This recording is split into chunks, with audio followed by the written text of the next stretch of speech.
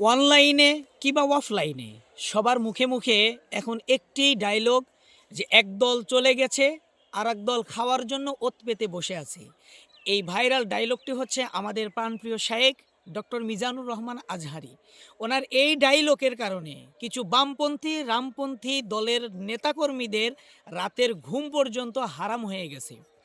সবচাইতে দুঃখের বিষয় হচ্ছে মিজানুর রহমান আজহারি সাহেবকে নিয়ে যদি সাধারণ মানুষ কথা বলতো সেটা না হয় মেনে নেওয়ার মতন, অথচ এক শ্রেণীর নামধারী সুন্নি নামক চুন্নির দল পর্যন্ত এই ঘোষণা দিয়েছে যে মিজানুর রহমান আজহারির যদি কেউ মাথা নিয়ে আসতে পারে তার জন্য নগদ 10 লক্ষ টাকা পুরস্কার।